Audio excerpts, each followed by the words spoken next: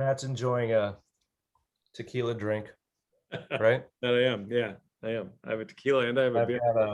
I've got kind of a protein shake. It's a little bit dusty. Oh, this is just plain old vodka. So, Yeah. hey, everybody. Peter Maravelis here. Tonight on City Lights Live, we are delighted to have with us Matthew Specktor discussing his new book, Always Crashing in the Same Car, on art, crisis, and Los Angeles, California. It is published by Tin House Books. And it's this kind of forensic study of a crumbling and mythic LA of Matthew Specktor's past. And in it, he explores with his kind of signature and really exquisite prose an LA that's haunted by characters and places that have left this kind of indelible mark on his consciousness. So it's at once part this cultural history, part meditation on place, also part memoir. It's a really compelling set of narratives, and to be sure, a book we've really enjoyed here at City Lights. Matthew Specktor is the author of the novels American Dream Machine and That Summertime Sound. Also, the nonfiction book, The Sting, and forthcoming, he's got The Golden Hour, which is going to be published on Echo and HarperCollins. His writing has appeared in the New York Times and the Paris Review, The Believer, even Vogue magazine, the ultra cool Black Clock. How many of you remember Black Clock? God, that's such a cool journal. So he's been a MacDowell Fellow and is a founding editor of the Los Angeles Review of Books. He makes his home, of course, in Los Angeles. And of course, joining him tonight is Adam Pfahler.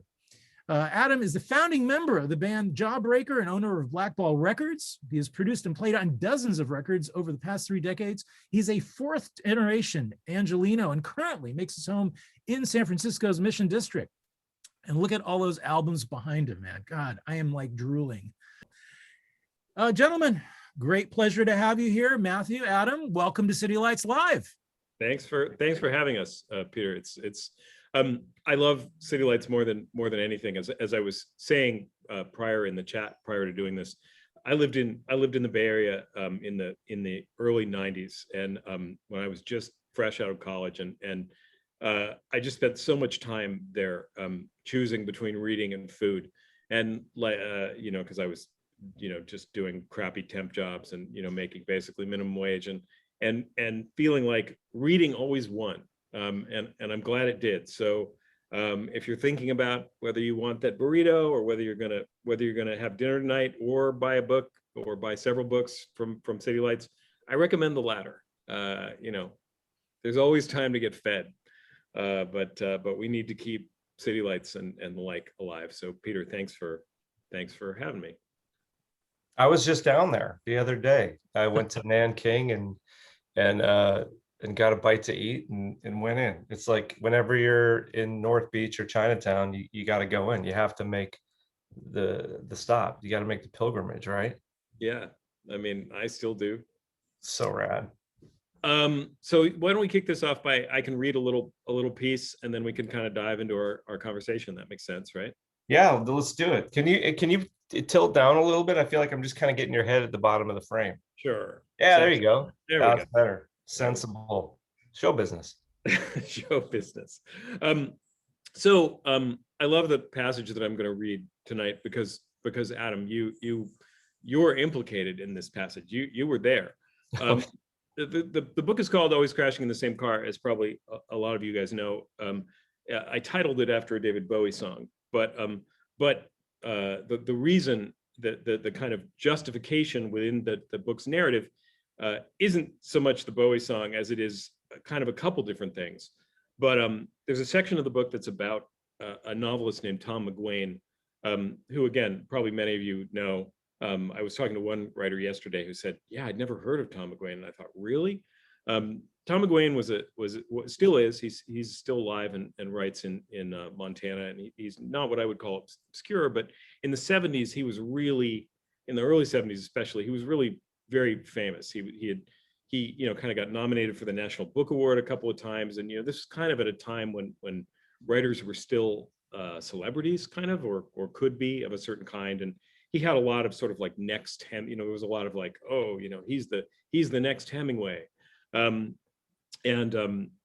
though his writing could not be less like Hemingway's than you could imagine, but it was just kind of that was the moment. And there's a story about him which also comes into play in the book, which was that he was he had just won the National Book Award. He was this, great looking, just really good looking dude, really cool, just kind of looked like a rock star. And he had bought this silver Porsche as a way of celebrating winning the National Book Award. And he was driving apparently somewhere in Texas.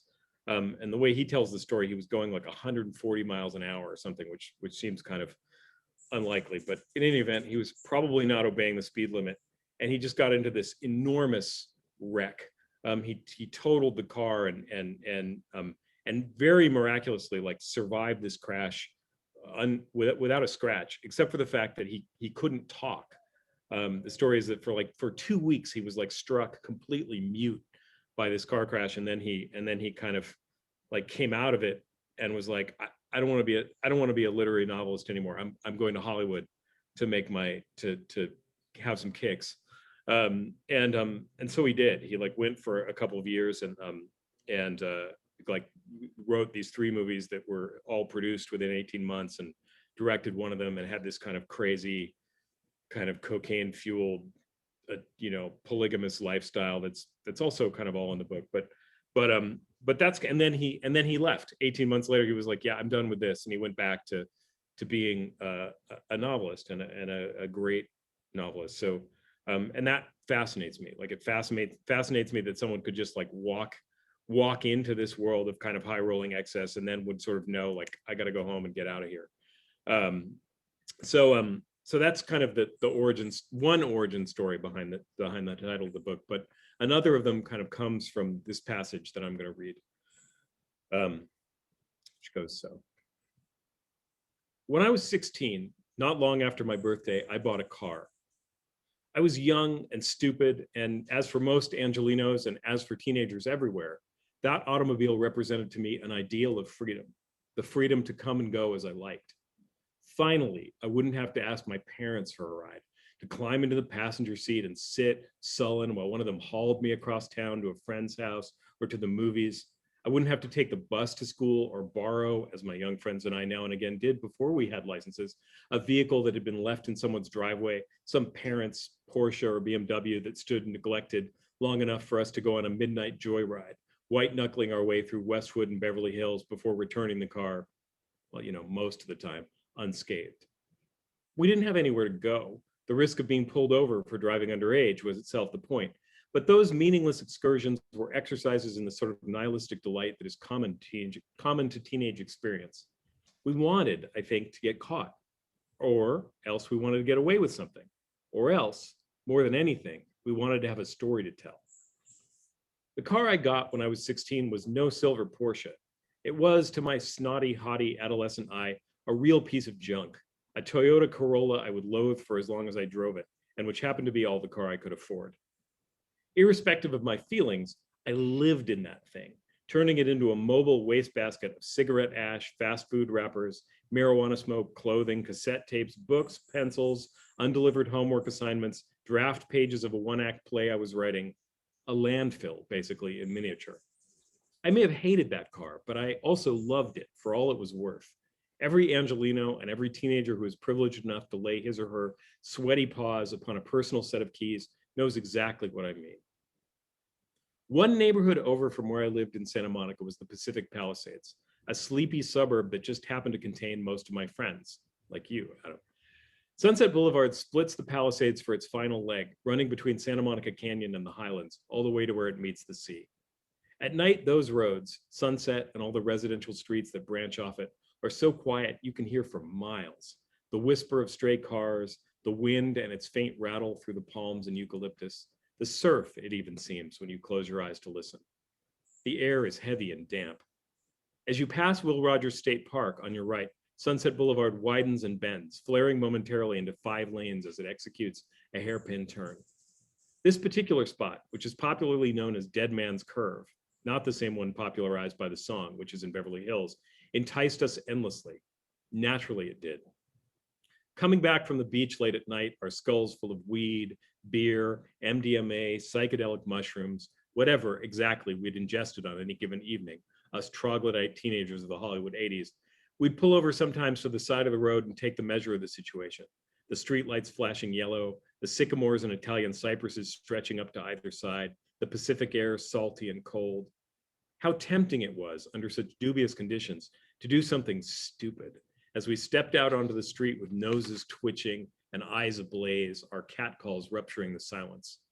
One of us would walk out into the middle of the street. We'd take turns doing this to find the place where the bend was most acute, where both sides of it were visible, and then signal to the rest of us, the drivers, like a switchman. We'd climb back into our cars and then hit the accelerator, each of us in sequence, fantailing across the avenue and using all 5 lanes so we could take the curve at maximum speed, 80, 90, 100 miles per hour. Idiots. Like teenagers around the world, we thought we were immortal. Oncoming traffic, had there been any, would have liquefied us before we even saw them coming, as we screamed beneath the halogen street lamps, baying our idiocies to the moon. Instead, we were lucky. Somehow, against the common sense odds, and against the statistical ones too, not one of us was hurt. We lived to pursue our feckless and irresponsible dreams another day. Which raises the question, why then even mention it?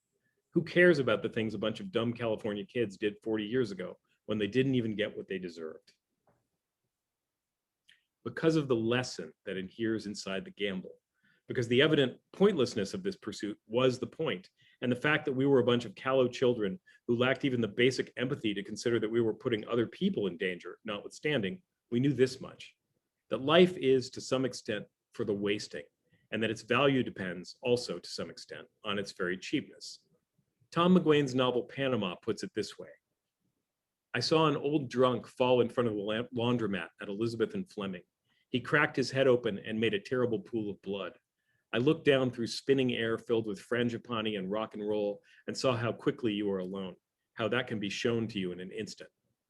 Later, McGuane writes, there is a trigger that makes the day begin and all life end, and it breaks like a glass rod. It lies at the middle of everything that breathes or dreams.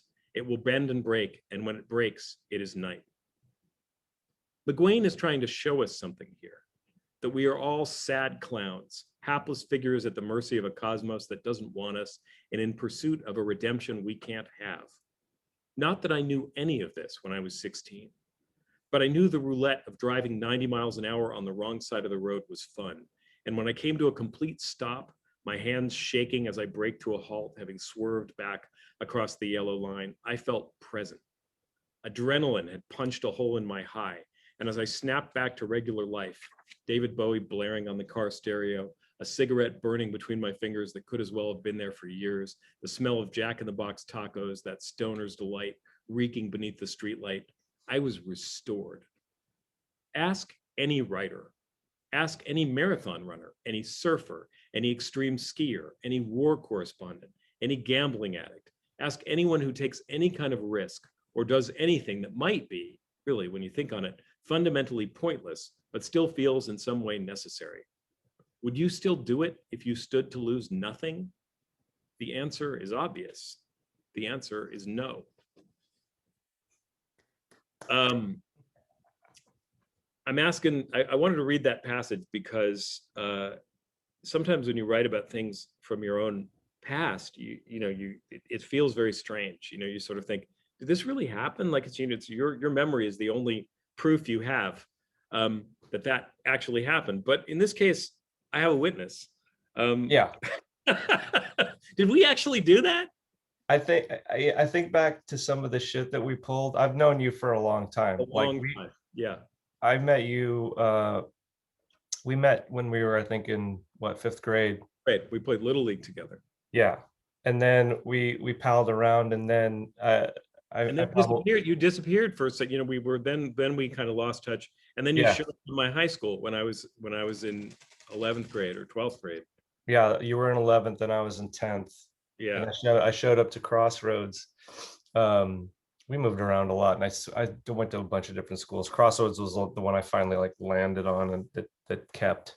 But yeah, I think back to some of the stuff that we got up to, and it's I find myself holding my breath when I think of those moments, that some of those crazy things that we did, and just pray to God that my children don't follow suit. More common sense. I mean, that was, I think that we grew up in a sort of a feral kind of a latchkey moment. I mean, you know, the book kind of makes some hay out of my own kind of my parents being Hollywood people. Your parents obviously were not Hollywood people. Right. And I remember them as being a little more present than mine, but They generationally, were around, but they were, you know, my mom had a store that we would drop by, and my dad probably was just hanging out watching a ball game. But yeah, they weren't they were around, but they were, you know, and I love my parents, but they were checked out. We did whatever we wanted to do back yeah, then. I yeah, mean, it's insane what we got away with. right. And not just in the way of the people talk about like, oh, I got to go out and play until the sun came down, then I came back home. Like we would disappear for days at a time. We would drive to Mexico and then come back 2 days later and without having called home. Like it was insane what we were doing.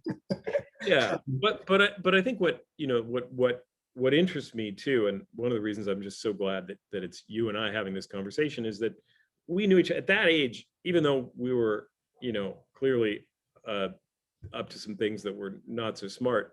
I think we were both people that had some vector, you know, some creative vector in our lives. You know, I mean, you were playing music. You know, you were sort of the Paul Simonon of our high school.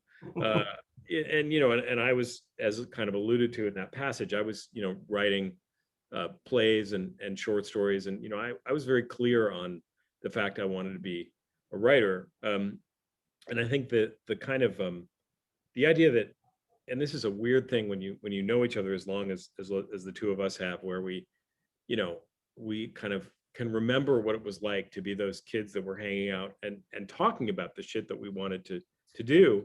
Absolutely. No, I remember it vividly. I remember you writing one act plays and seeing them performed at Crossroads Yeah, by pretty capable actors, like yeah, yeah. right? Because it was, you know, Crossroads School for the performing arts. They took that shit very seriously.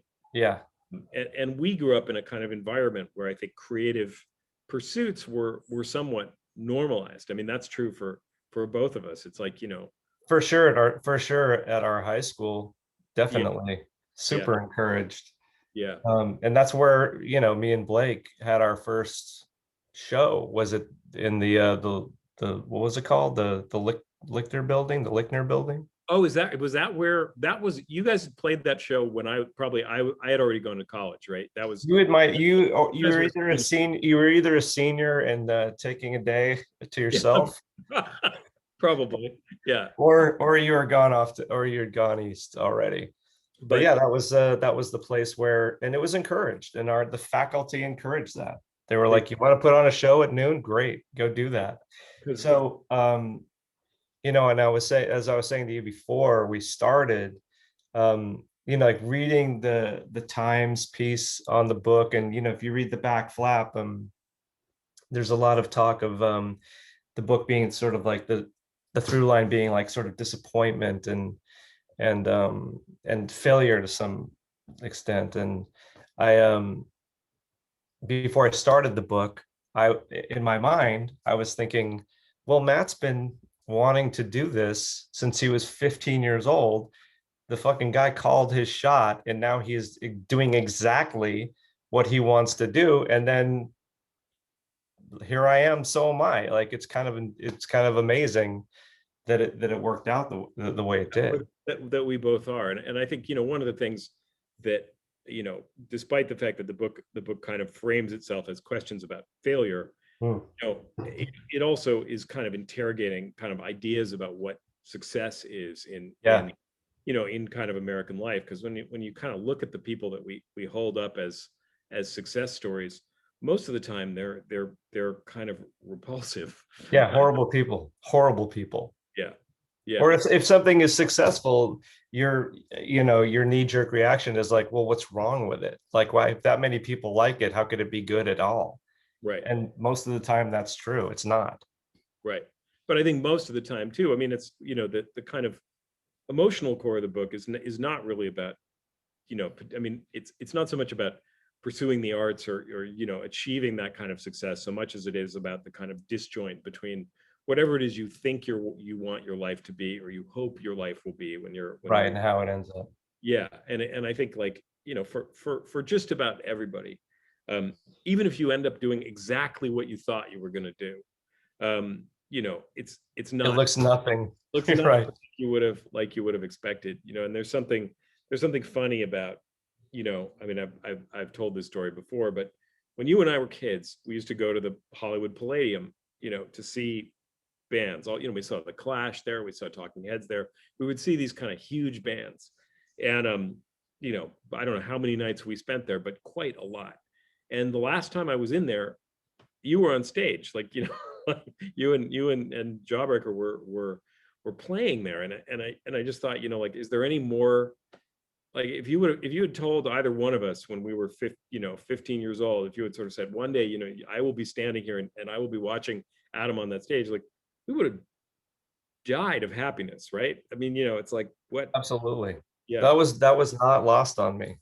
yeah, That moment was not lost on me at all, nor right, Blake. I mean, Blake saw a really early show there with, I think he went and saw like the Adolescence and Social Distortion and Youth Brigade or something, a yeah, big yeah, punk show there. yeah, And he talked about that on stage. Yeah, it's amazing.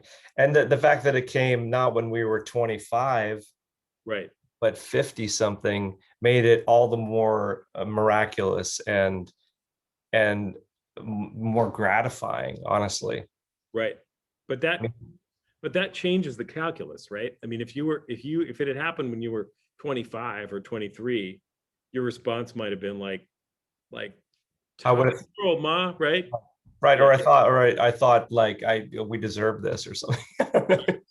Right. But then you get older and you realize, like, oh, like, you know, this may be happening now, but I know what it's like to have that not happening.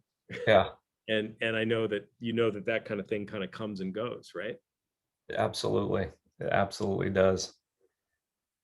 Yeah, it's incredible. But I mean, knowing after reading the book, I had some questions about how,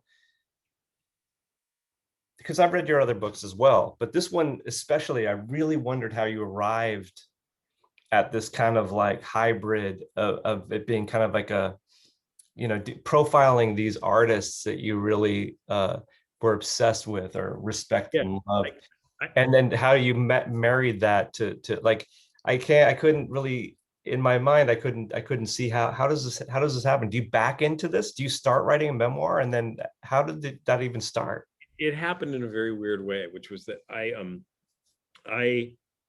after American Dream Machine, Oh, it is a tangent. I'm trying to sell some books here for you. I like this question because it's actually got a good, a kind of like a concrete answer, which is after American Dream Machine, which came out in 2013. That book sold right before it was published. It sold to Showtime, so it's like I started writing a pilot for Showtime, which I went through this kind of cycle with that. And Showtime didn't pick up the pilot, so then I sold it to FX and wound up writing a completely different kind of version of the same story, which is just kind of a long form way of saying, like, I had waded into like this kind of version of development hell where I was, on the one hand, I was like writing these kind of like increasingly frustrating screenplay adaptations of my own book. And I was writing a novel where I think I was kind of, one strand of the novel was dealing with some of the frustrations that had ended my marriage and some of the sense of loss that was around that. And I couldn't get the novel to a place where I was completely happy with it. I kept sort of thinking, like, parts of this I like, parts of this I don't. Um, and one day I was kind of playing hooky from both of those things. Someone had asked me to write an introduction for a book by Eve Babbitt's. So like basically a piece of kind of literary criticism. And I remember just like taking an afternoon and writing like 3,000 words in like 4 hours or something. Like, it was just this thing that just kind of like machine gunned out of me. And I thought, man, this is the best day I've had writing in like a year and a half. And I realized, like, oh, I like doing that. I like writing about other artists. And I realized that a lot of the books that I was responding to just then weren't novels. There were a lot of like kind of hybrid type books, and they weren't memoirs either. Like, I would never have been kind of compelled to write kind of a straight kind of like memoir about like my kind of middle-aged aches and pains. Like, that just seemed super unattractive to me and kind of narcissistic.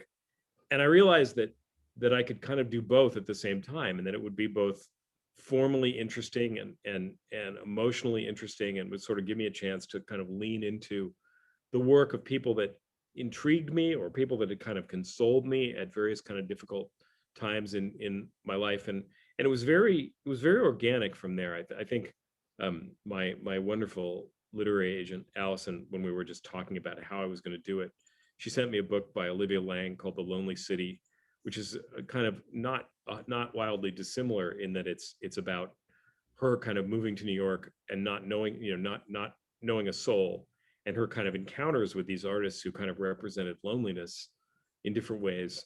And I really liked it. I thought, oh, that's an approach I could do. And I just sort of thought, what are the things that kind of unite these some of these artists who appealed to me.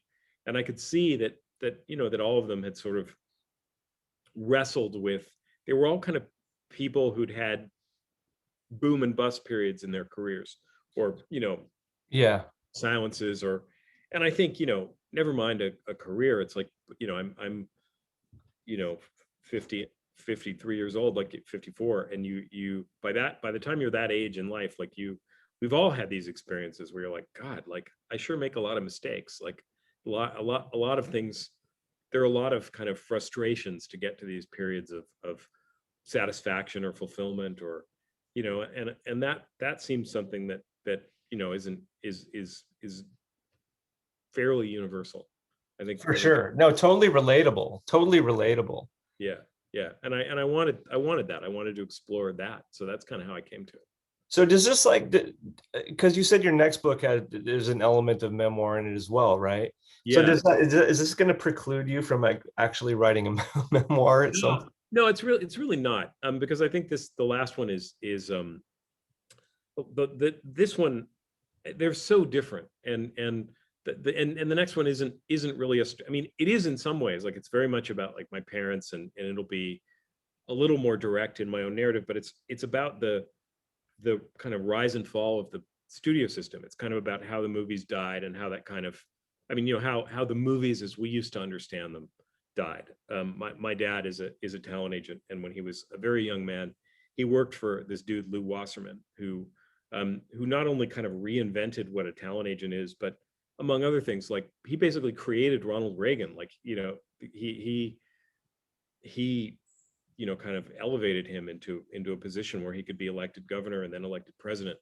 And there's a way in which the kind of like to and fro of the movie business, which I've been around all my life and in at times as an adult, for me kind of mirrors this story of kind of American hegemony and American decline. So it's a very weird book. Like on the one hand, and I'm in the middle of drafting it. So what it'll look like when I'm. You're talking about the next book. Yeah, the next book. But I think Got it's kind of this book that on the one hand is this kind of very intimate family story, and then has kind of like, Reagan or Warren Beatty, or just like all these kind of like larger than life people, like walking through it as characters. Like it feels much more like a novel. Like this book, which I actually think in some ways is a novel, has this kind of more kind of intimate local focus and all these kind of trapdoors. Did your experience in adapting American Dream Machine for television have anything to do with begetting the Always Crashing? Yeah, I think a little bit. I mean, not. I think I mean, you already knew how the sausage was made, right? Like because you've been in this for your whole life. Right. But it made me wonder, like, because with each of the artists that you profiled, I really was looking for those moments where they kind of set them off or got them exiled or made them struggle. And it made me wonder, what was, I mean, you're explicit about some of the things that were going on in your life. Sure. But I wondered if that part of it, of your work was kind of helped you propel this story forward, A little bit. I mean, I think the funny thing about screenwriting, it's like obviously over the last 10 years or so, there's a way in which the whole world of kind of cable television has recruited a lot of novelists. It's like it's been a kind of gold rush of a sort, right? Yeah. And I think, look, anything that gets writers health insurance is good, right? And that pays them, it's like it's a kind of, at least temporarily, been a viable economy. Although I think that kind of golden age of television that we used to talk about has already pretty much passed. Like, Yeah. I think, like, Game of Thrones was like its Jaws or its Star Wars or something, like the kind of the moment that kind of ended the kind of period of a certain period of TV. But I've never been, I feel like I'm lucky whenever I get hired to write a script, because it keeps the lights on. It's a pleasure to do. So do you get insurance through the Writers Guild? Is that how you do it? It depends on if I've been working enough. Now, right now, or over the last year or two, I haven't been, because I haven't been screenwriting. Right. But I think, it's also something that I've never had, like, the passionate drive to, like, I must be a screenwriter, or I want to be a successful showrunner. Like, that is a very tough row to hoe. And, like, Yeah. and the people who do it and who are good at it are, I'm kind of in awe of them. Like, I think to be a really good dramatist, or someone who really knows how to create a television series, it's like someone like Noah Hawley, or Vince Gilligan, or those people who make these shows that are so, Matt Weiner. You're like, God damn, like, Right. you guys are geniuses, like, Totally. and you speak a language that's different than the language that I speak writing books. But it's I think, again, it's like, I wasn't so much interested, even though this kind of presents itself as a book that's sort of engaged a lot with the movies. The movies are kind of a means to an end, which is just getting at that feeling of being a person struggling with, a creative question, or an emotional question, or just the psychological question of, how do I get from A to B? How do I get out of this period of feeling like I'm in the doldrums, and start to feel like a functioning, human being again? Right. Yeah. Why do you reckon so many of us from high school ended up going east? That is a really good question. Why did you go east? I mean, why you went to New York? Why? How come? Like, for me, I was following a girl. I think because when we were that age, LA was still considered to be kind of a cultural desert. There were, and Yeah. What's funny is that idea was fed to us by the movies. It's like, I was saying to someone today, Annie Hall, like, it's kind of like weird to talk about Woody Allen like he's someone that people really think about or talk about. But back in those days, when we were all in our youth, and Woody Allen was not yet a figure of complicated repute, Right. he was like the voice of New York, and the voice of a certain kind of, I mean, he was sort of, oh, LA is, he was Right. mocking it, right? Right. He was. And well, and yeah, and Scorsese was certainly that guy for us too. Yes. Yeah, exactly. I was thinking about it the other day, and just thinking, like, it had something to do with authenticity. It was like, I just knew as a kid, I was like, you got to move there somewhere if you want to say that you've lived a life. And so Yes. I might as well do it now, when I can afford to do it, because, when else am I going to be able to afford to live on Washington Square West? Like, Right. that ain't going to happen. So, but I also think, for people who don't who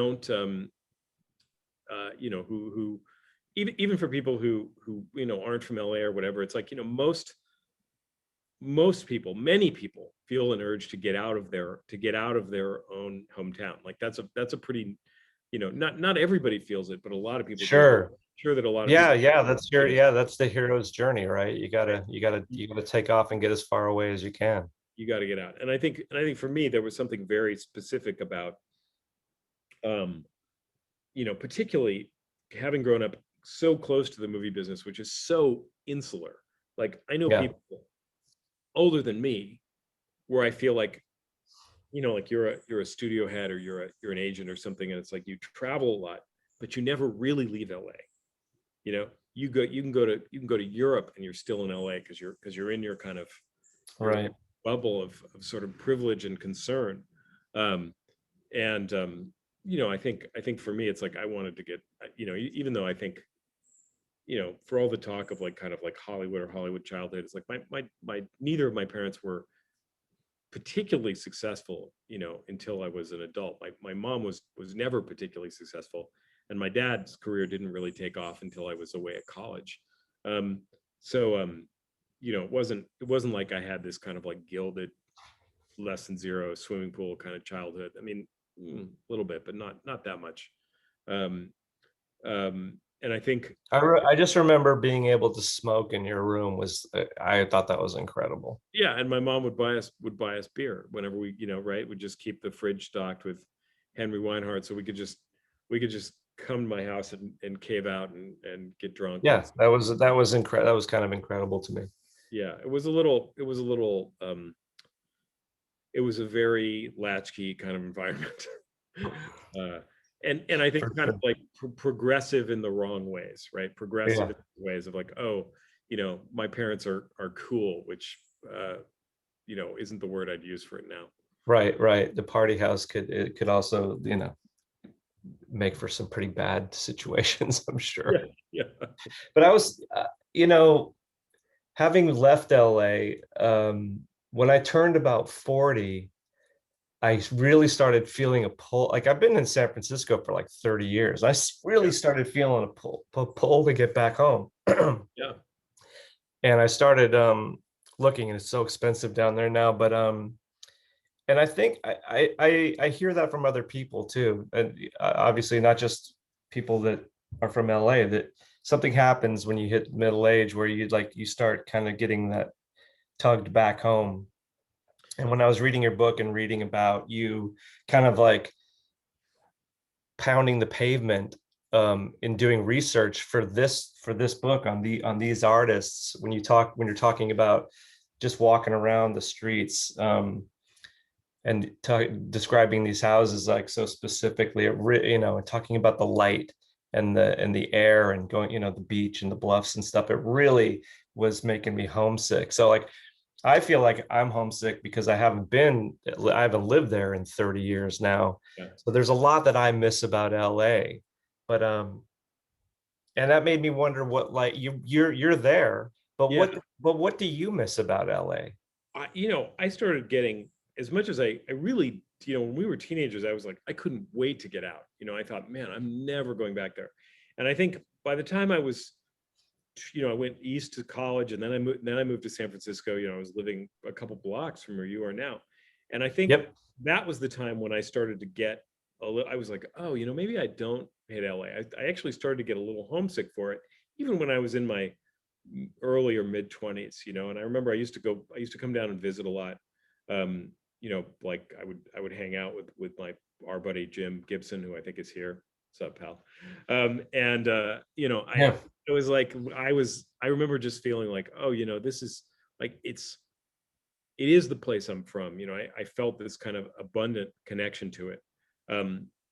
But then I took a job in New York. It's like I didn't really come back here until my daughter was born, until I was 38, I think.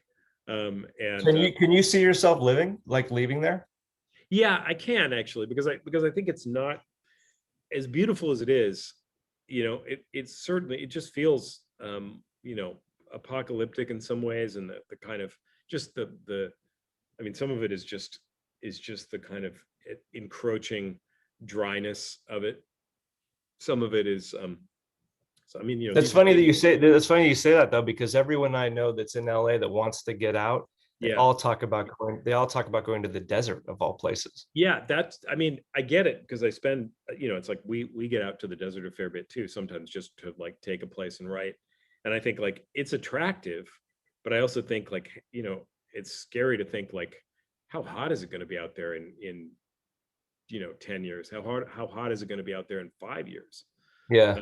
Where do you think about going? I it's a little too early to tell. It's like, my wife has, she was living in Asia for most of the time before, for the last 10 years. It's like, there are obviously a lot of moving parts. We both have parents who are still alive and still here, and Sure. and I have a daughter, and it's so it isn't like I have an immediate escape plan. But I also think, the kind of you've mentioned the expensiveness of it, and again, these aren't problems you can run from. You can't run from climate change. You can't run from inequality. Yeah. We were laughing before this call started. I'm sitting in what looks like a very fancy place, and it's a house that I've borrowed because this got basically we had water damage in our apartment, so we've been evicted while they tear up the ceiling of our place in West Hollywood. Yeah, I was like, where are you? Are you at the Beverly Hills Hotel? What's happening? Right. This backdrop does not adequately reflect how I live. This kind of does sum up where I live. This is basically my whole apartment. Yeah. Well, I love that Luca just asked, what is the greatest novel set in LA, Hollywood? We'll get to those questions in a minute. Ask the Dust. Yeah, but you would say Ask the Dust. I've got a more complicated answer to that question, but what's yours? Well, set in LA or there's so many. There's so many. They're not because I think, set in Hollywood or set in LA, because I think, one of the things that I think is right. There's a difference. Right? There is a huge difference. And I think, trying to anoint someone the greatest, kind of LA novelist or greatest Hollywood novel, like that's something that, we grew up in a world that was much more kind of culturally monolithic, right? You sort of go, like LA, like that's Joan Didion's terrain. That's Raymond Chandler's terrain. And, from the vantage point of 2021, you're like, well, like, what about Chester Himes? What about, like you realize how the kind of LA canon as it was, or Fitzgerald, whatever the kind of romantic are. And it's like, I love those writers, but like, they're pretty white. And I think, sure. the kind of LA canon, there are so many really like dynamic and amazing. I mean, even just recently, right? It's like Paul Beatty writing The Sellout. Like, that's an incredible Los Angeles novel. That's bananas. And it's set in South Los Angeles, a kind of semi-fictionalized South Los Angeles, or when someone says Los Angeles, I mean, we're talking about a great deal. I mean, that's a lot of square mileage there, right. And it's like, right, it's not the skyline, right? It's not the Hollywood sign either. Oh. But if one were thinking about like kind of like underrated novels about the movies, like, thank you. What do you got there? Oh, look at that. You're billboarding me. I forgot it in my bedroom. My friend Angelina Orduno just posted A Way of Life Like Any Other by Darcy O'Brien.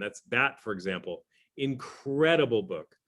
Kate Braverman, poem Latitudes. That's a book that I talk about all the time. Which is, again, I mean, that I think is a novel about Los Angeles far more than Hollywood. I mean, again, those things, there is overlap. Those things kind of weave together, but and that's also, I think, one of the things I love about LA and about LA culture is kind of peeling back there is a way in which there's so many writers or so many bands, like so many artists here that are relatively under-celebrated. It's like when you think about you were talking about playing your first show at Crossroads, and I thought, the Minutemen played at our high school, you know what I mean? Which is like, like basically equivalent to like Karl Marx paid a visit and gave a talk, or I mean, it's just like giants. Well, I mean, the Minutemen played because Charlie Hayden was teaching bass at Crossroads. Yes, right. Another example, right? Charlie Hayden, like the Charlie Hayden, right? Ornette Coleman's Charlie Hayden was teaching bass at our high school. That's bananas. It's absolutely batshit crazy. Yeah, but it is, I think there is a way in which, and there may never be an end to this. It's like, there's people tend to, there's a kind of regionalism that creeps into our view of West Coast artists, right? What, Yeah. you think of West Coast writers, West Coast painters, Yeah. right? You know, Yeah, everyone celebrated. Well, you mentioned like there's a lot of white folks in there for sure that are way kind of played out. Which was actually another thing I really appreciated about your book is that you profiled a lot of women that were kind of unsung.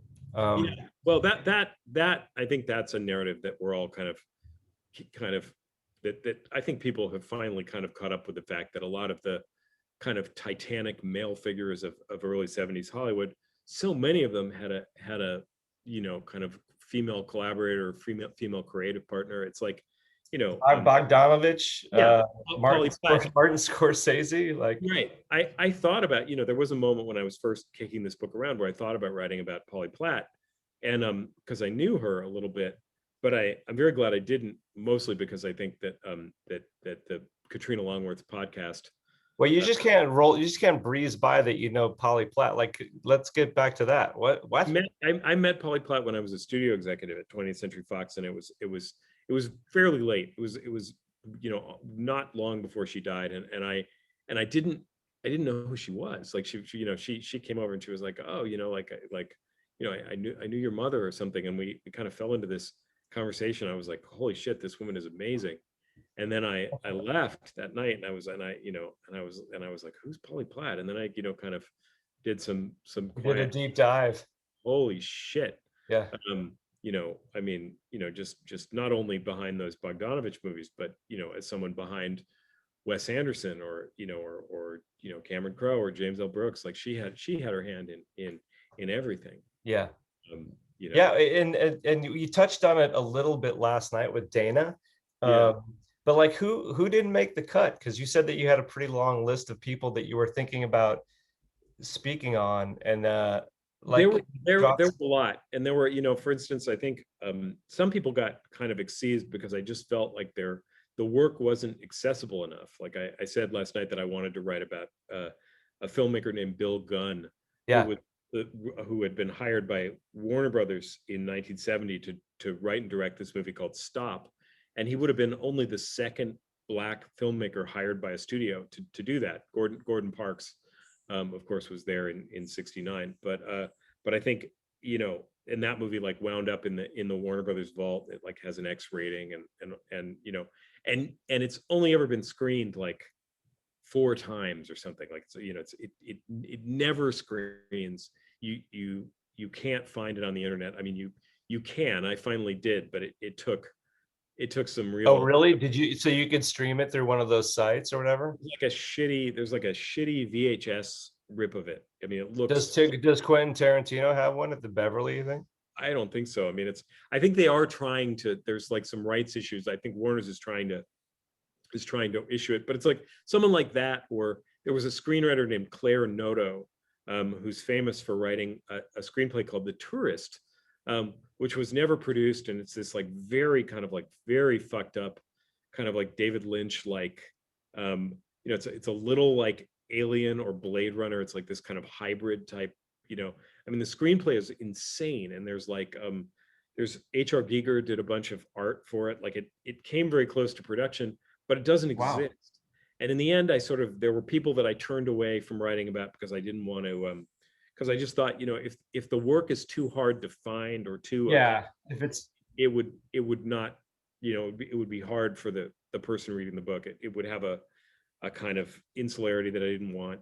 And then there are other people. It's like I thought about in the kind of Warren Zevon slot. I was originally going to write about Judy Sill. Do you know her? She was like a singer-songwriter that was signed to Geffen for a while, and who had this kind of like crazy stuff. I mean, she had been like a bank robber and a prostitute and oh shit, a kind of major drug addict, and she made 2 records which are completely incredible, but I ended up kind of nudging her out just because they're 2 deep tracks, like people a little bit. Like in the end, I just even though I thought her story was really interesting because there is some sort of like, I mean, David Geffen was like a big champion of hers, I think. Yeah. But I think in the end I kind of wound up, there were certain figures that pulled a little harder than other than other figures. Yeah. And that kind of seemed to kind of represent kind of different faces of, I think I said this last night too, but they were a little like tarot cards. They were like, the novelist who fucked it all up, the like gifted female artist who was blocked by dudes that, Right. Yeah. it all seemed to have a different kind of story to tell that was unique. Right. Yeah. Yeah. I mean, it's funny because a lot of these artists in the book, I knew their work, but I didn't really know them. Certainly didn't know their stories, but that was really interesting to find out about that. Like Carol Eastman. Right. Like I love The Swimmer. The Swimmer was, and a little background on me. Like I studied film at UCLA, and I ended up having and then the band kind of took off, and I kind of went that way into music. But then when the band ended, I had a video store, a very well curated video store that felt more like a library up here in San Francisco for 20 years, called Lost Weekend Video. And we had our sections really dialed. Like we had a director's section, and it was very fine tuned. So I consider myself like a film obsessive and kind of a nerd for that stuff, just in the same way I am with music, a lot like you. Yeah. I need to drop into and that. And yet I didn't know. I'm like, who's Carol Eastman? And then I'm like, well, I know The Swimmer. So that was really great to learn more about. Eastman's 5 Easy Pieces, but Perry is the swimmer. Eleanor Perry is The Swimmer. Perry, oh, right. Those chapters are right next to each other. So yes. Right. But they're both. I rewatched a lot of this stuff just while I was reading the book. I just dialed a lot of these up. I watched Swimmer again. I watched 5 Easy Pieces with Mimi, which was amazing. It is amazing. It's so amazing. I didn't get into those 3 McGuane movies yet. Those they're like westerns, right? Those weird. Yeah, Rancho Deluxe is a western, and The Missouri Breaks is a western. 92 in the Shade is like this weird kind of like Florida. It's like it's like this kind of weird, chaotic. It's one of those movies that could only be made in the 70s. It's like Warren Oates and Peter Fonda as like warring like boat guides. They're like these 2 dudes who own like fishing boats that take tourists out on the water, and then one of them like gets a bee in his bonnet about killing the other one. Like it's really so it's got this, it's like one of those things where you think you don't even know what genre it sits in. Amazing. Yeah, so like I got a lot of stuff got put on my list because of the book. I'm like, oh, I gotta watch whatever 92 in the Shade, or whatever the thing was. And But Thief, I just rewatched Thief. Oh my God.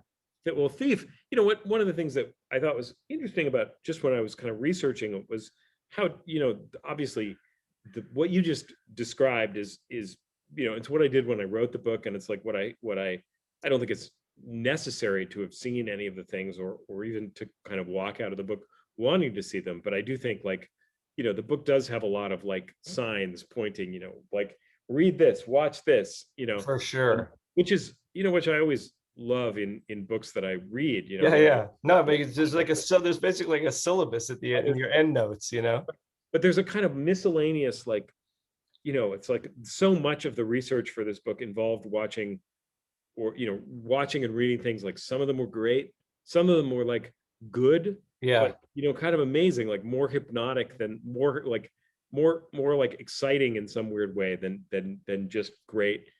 Some of them are like, well, this is kind of terrible but fascinating. Yeah. And there is it doesn't take much to get it's hooks into, like, I just need moments, really, at this point. I just want a moment in a movie. If I can leave a film with a moment, it's a success, really. Yeah, no, exactly. It's like, it is and I think, who was it that said, a great movie is 3 great scenes or 5 great, it's someone like Howard Hawks. There was somebody who very famously said, like, like a great movie is really, it really just takes 3 great scenes, or, and a bunch of connective tissue. I don't know if that's true, but I do think in a lot of ways like that we certainly grew up in a moment where we turn to things for atmosphere and for vibe, right? As much as for Yeah.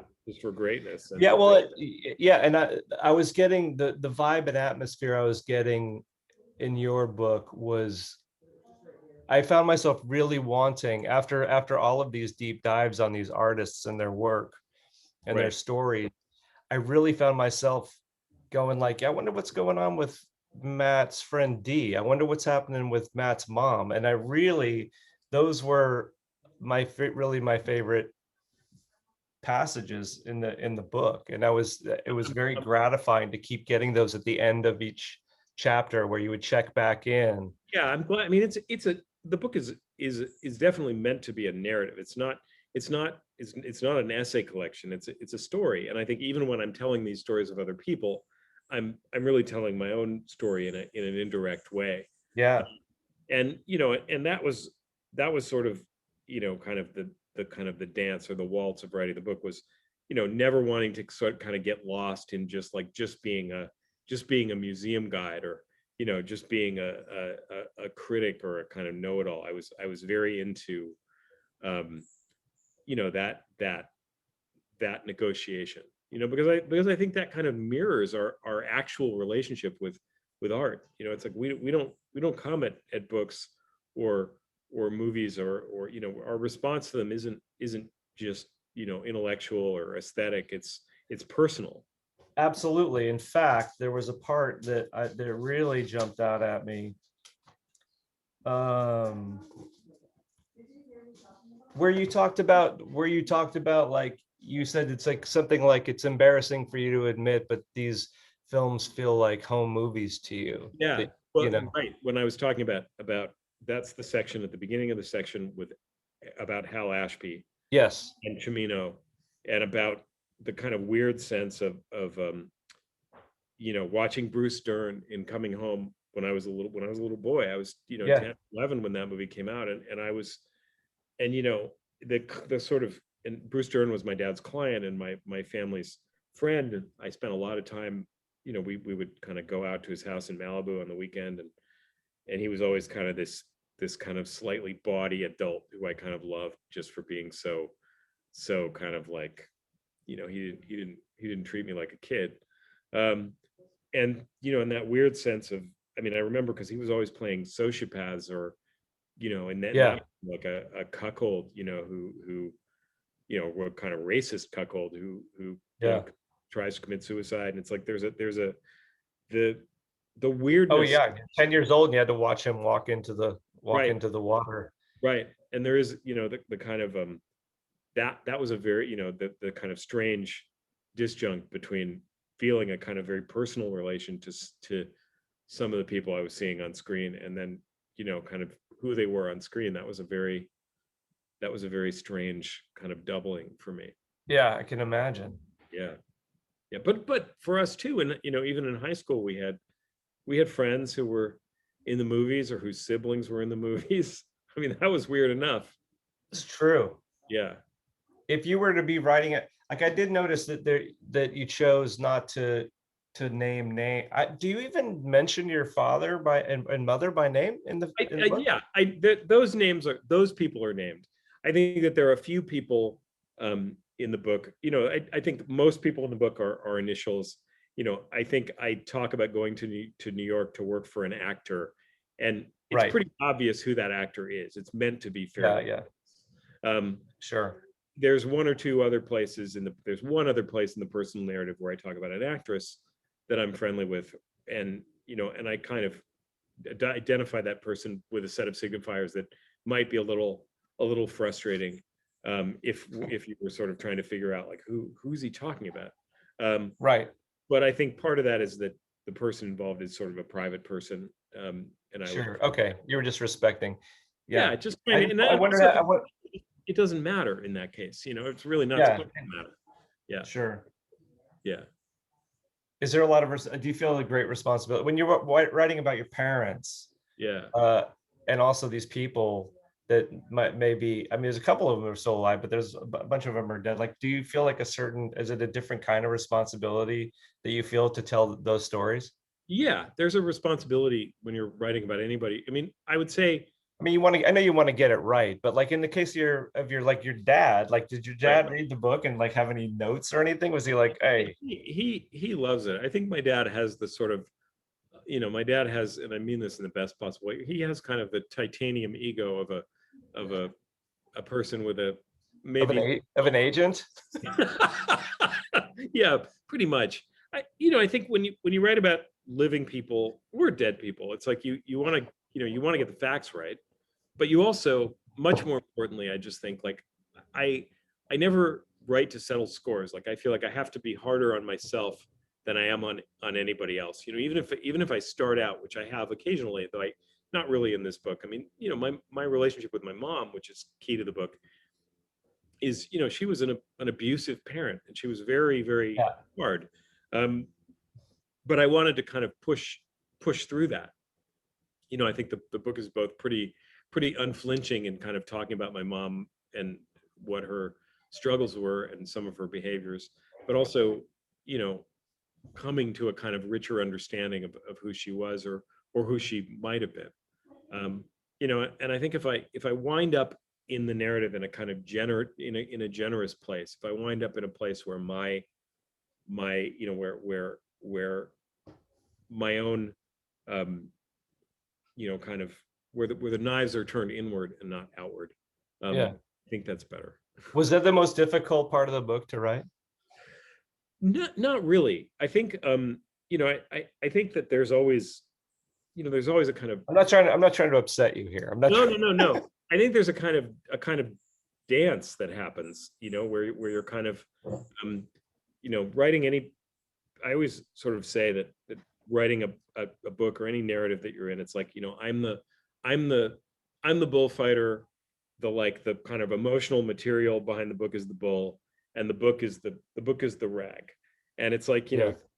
trying to kind of keep that kind of sense of visceral currency happening, um, without getting kind of like stuck on the prongs of the literal, without sort of being killed by it. So, in some ways, the hardest parts of the book were probably the parts that are about some of the more loving relationships. It's like, my daughter is in the book, Yeah. both Well, that both stuff that stuff is very sweet. I thought that was very right, sweet. So right. But it's like I knew that if that, like, it would have been so easy to kind of push into a kind of sentimental mess with yeah. that. And so I felt like I had to move very, very, very lightly around that one, you know, right? You need to be, uh, merciless and not get hung up on what feels good. Yeah. Well, I mean, I heard the word unflinching a couple of times when in describing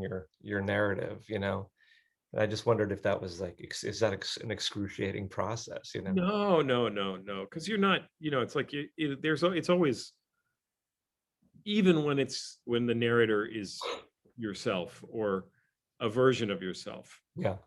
it's a performance. Right. It's Right. this book is kind of, accurate in its kind of factual presentation, but I don't exactly feel like the narrator is myself. It's certainly not the self that's sitting here. I mean, it is in a literal sense, yes, but in a Oh, kind that's of interesting. practical or artistic sense, it kind of feels like something else, or like a kind of variation of me. Right. Well, Yeah, it's yeah. Well, we're in similar fields, in creative pursuits or whatever, but like mine is much more collaborative, and it sure. and it made me wonder, when you're in a book, when you've been you've got your advance or whatever, and you're going to write this book, like, I'm really interested in process. Like, I want to know what your day, and you talk about it in Yeah, in the book about yeah, some of your process. I mean, obviously, like you walked around like a PI or whatever, and yeah, and like hunted down this information about these yeah. people. But like walk me, what's your day like? Like what time do you get up, and do you start writing? Like, what's I up? try to go at it as early as I can, and it's like there's whatever I'm doing in terms of, the kind of the other things that keep the lights on, the teaching, the editing, the Yeah. screenwriting, the ghostwriting, the other things that I've done. I try to push those to the afternoon, like the kind of the key, or as late as I can. It's like the only thing I know about writing is that I want to get at it as early in the day as I can before I lose my nerve, or kind of when I still kind of am as blank as I can be in the morning. And and I try not to know too much. Like, I mean, there is this kind of, one collects information, Yeah. but in terms of what I'm going to write or what I'm going to do with that information is really, and I can only think, I mean, I'm not a musician. We were also joking before the chat, and I think this is just something I want on the record, which is that I sometimes tell people that I'm the Stu Sutcliffe of Jawbreaker, because I before Jawbreaker and before Red Harvest, I used to go over to Blake's house after school and play guitar, which Blake could, and Dare we say jam? yeah, jam, and I really couldn't. There was just a sort of, and it was just one of those things where I just sort of thought, yeah, I probably it was Blake and our friend Brendan Murdoch, and I was just like, these two guys can make music. I can't do that. And was Tony Maxwell in that scene too? He probably was. Yeah, but he was for a while. It's again, it's like, it's probably something that only happened like 3 times or something, but I remember it so vividly. But it looms large. Yeah, but I think there is something. I'm not a musician, but there is something musical in the process for me. There is a sense of like, I'm just trying to hear a tone, or rhythm, yeah, and totally. then just to follow that. Yeah. And that, so it's like just trying to follow that, and then there's like a kind of, I do that for a couple of hours, and there's always a kind of, it's like a light switch. It's like there's a kind of moment where I go, oh, I'm going to stop in the middle of this sentence, and there's usually like this kind of period. It takes me about 30-40 minutes to like make a bunch of notes so that I have something to pick up the next day when I get started, because it's like, it's just winding in and winding out is what takes. So when your head hits the pillow, are you done, or do you find yourself just like, oh Jesus, like agonizing over? I'm not thinking about it, but I'm there's a it's always a sort of state of tension. Right. I see, because we, in writing music together with other people, it's like usually your day starts quite late. Yeah.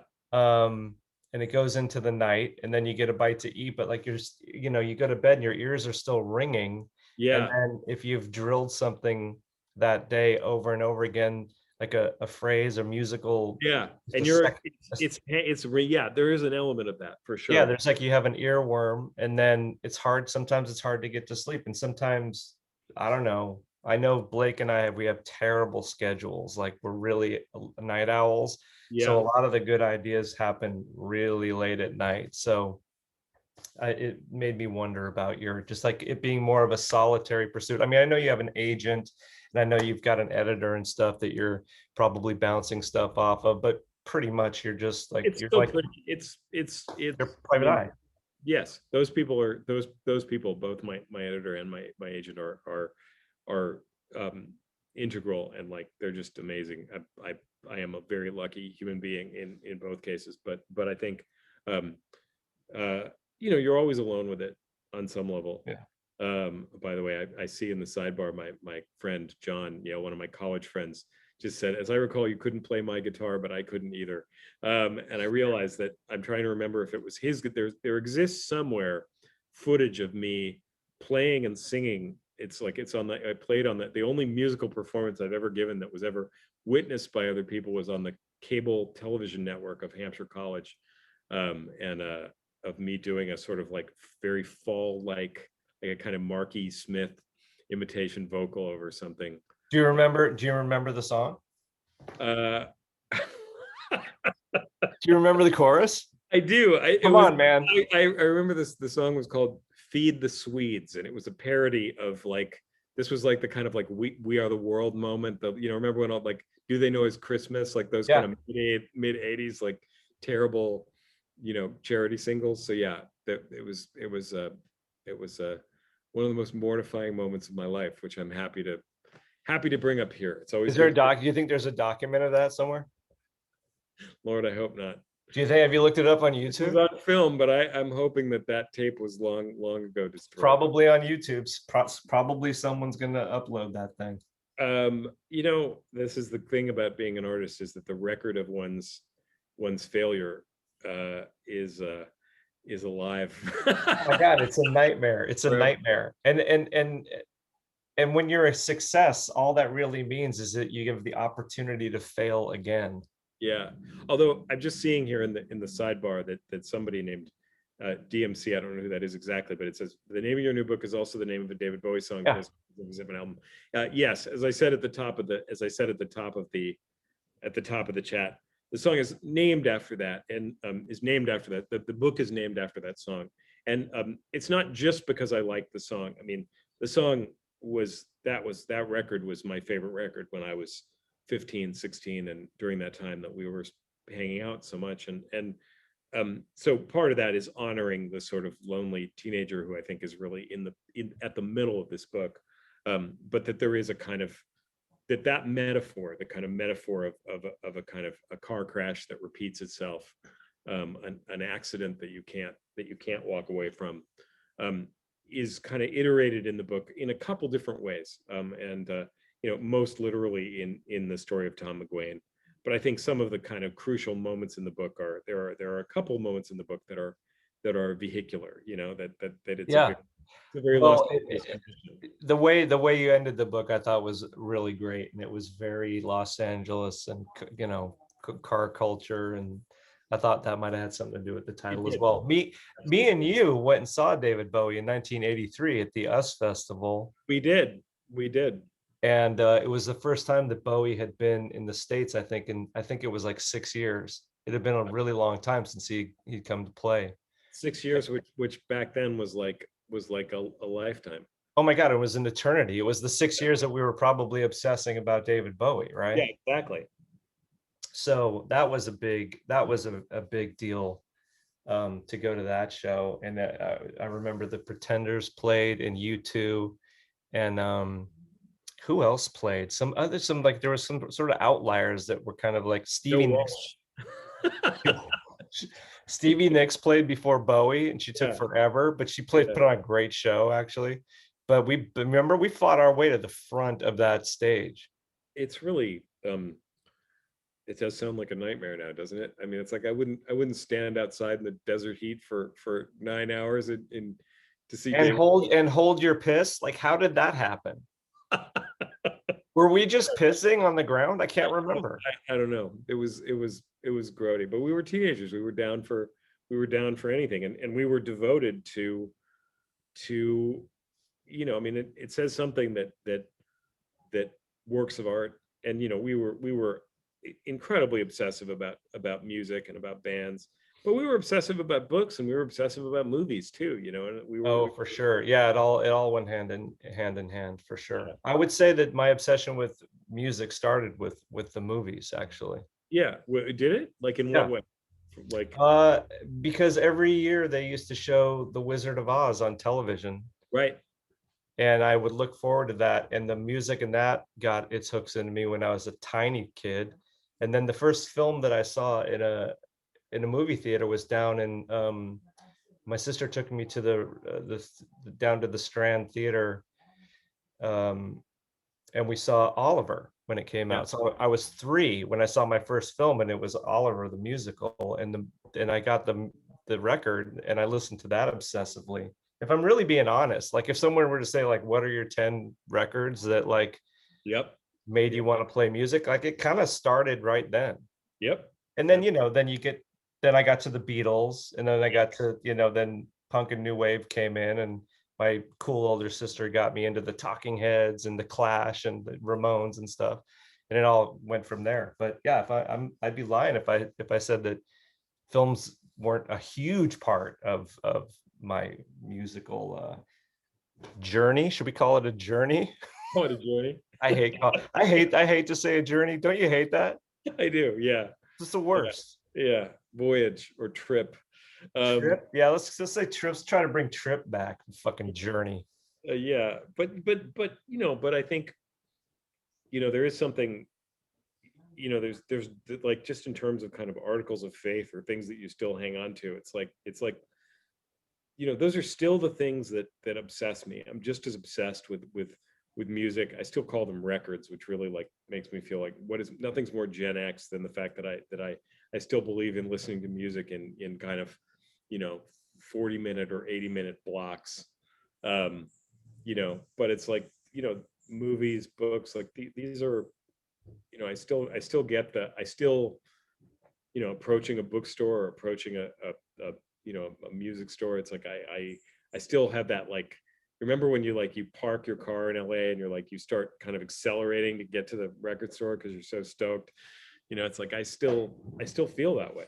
Yeah, absolutely. Well, speaking of which, is there anything is there anything you're obsessing on right now, like either musically or a film or a show or a book that all the time. I mean, I'm obsessing. I mean, I think book-wise, there's a recent novel by a woman named Emily Siegel, first novel called Mercury Retrograde, that I just love. It came out in December, and it was published by a very kind of a collective called Deluge Books.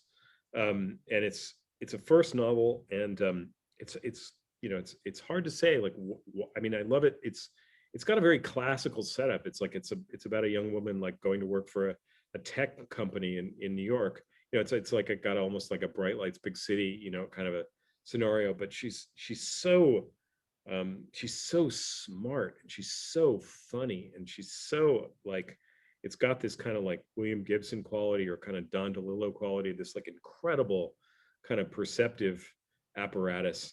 And I think this kind of native, there's a way in which I feel like so many writers closer to my age are kind of grappling with the internet as a problem. And this is a book where the internet feels like not really a problem. It's like it's a condition in the book, but it feels kind of, more just like, describing something very ordinary. And it's that's one thing that obsesses me. cool. I mean, I could go on and on. I could hostage us with music and record recommendations. Like part of me just wanted to like just be like, do we have to read the book? Can't we just do show and tell with Adam's records behind us? Wait, did I show the book, the record that we bought together? Did I already do that, or did I do that for my stream? I can't remember. I think you did it for your stream. Do it again. Okay, so there we were. It was about like what, 1980, was it 83? Yeah. 84? No, 84, because it came out in 84. And we went to the Tinderbox probably to buy tobacco products. Yeah. On Santa Monica Boulevard, just east of 26th Street. We went to that record store, which we can't remember the name of. Jim Gibson might remember it. And we both bought this record. Yep. The Rauschenberg. The Robert Rauschenberg designed cover for the vinyl edition of Talking Heads Speaking in Tongues. I think that record is probably now worth, that edition of that record is worth a freaking. Do you remember this, that this part moved? Of course.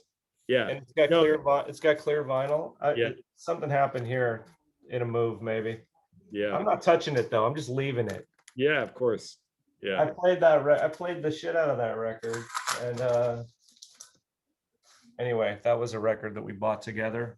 Around the same time, I think I stole the Clash Cost of Living EP off the wall from a place, because they had it on the wall for $50 or $100. Yeah. And I stole it. I put it in an LA Weekly and walked out. And I justified it by saying that, what, Joe Strummer would approve of this. And he would. But I think, these are, I mean, I still think there's something about, and we were talking about this before the conversation got started, like the internet gives us everything. Moby Disc, they're telling us. I'm not sure if that's true, but anyway, it was whatever. Well, there was 4 on that street. Then you go a little further east and there's Licorice Pizza, right? Yeah. Okay. We don't have to get academic. We can do this. We can do this in the breakout room afterwards. Okay. Sorry, I cut you off. What were you gonna say about the internet being horrible? I was just gonna say that certainly the spirit of writing a book is still, and of writing a book like this one that's kind of about kind of squeezing other works of art for everything, holding them as close as you can get them, trying interrogating them in ways that are personal. And I think, there's so much of our daily life now that just feels like this kind of, it's like there's, it never ends. It's like, you open YouTube and things start auto playing and the algorithm type starts telling you what you might want to watch next. There's a kind of passive way in which it comes to you. And I think, Sure. I still like to encounter works of art by kind of, leaning into it outside the algorithm. It's like I'm always, most of the music that I'm listening to is older. It's not new release stuff. Some of it is, but most of it is not. Right. Books I'm reading are it's like I read plenty of contemporary fiction and nonfiction, but I'm also always, kind of looking for, stuff from the 70s, stuff from the 50s, stuff from the 19th century, even that's new to me. I'm always kind of prodding the past. And there is something about that, the kind of strength of that encounter, the kind of the sense where you find something and you're like, oh, this is just for me now. This isn't part of the discourse. This isn't like, the thing that is that BuzzFeed, I mean, not to knock our outlets, but that's sort of saying like, oh, these are the 34 books that you must read, in the fall of 2021, and you're just like, I don't want to encounter things in that way. I want to. Yeah, no, it's a tactile thing. I need to browse. I need to do this thing. Yeah. This thing. Yeah. And find it's important. Find the right thing at the right time, where you come up with something and you're like, oh, this is incredible. Yeah, absolutely. Yeah. Yeah, I'm kind of missing those. Well, no, we still have them at the bookstore, and there's still record stores. There's the guy or the woman at the place that'll tell you, you like this thing, you gotta check this out. And getting those. I remember being at Rhino Records and like Fast Freddy or Otis telling you what you gotta get, which is why you got to visit our hosts for this thing, man. That's what City Lights. Right. Oh shit, full circle. I like that. That's good. Call back. Yeah. Call back. Well, I missed Lost Weekend, man. And I mean, because it's in that kind of great tradition of like, Rather Ripped Records and Aquarius Records and just, any place where somebody is just a fanatic, where they sit behind the counter and you can just like walk up to them. And Shig Morale was that at City Lights for many, many years.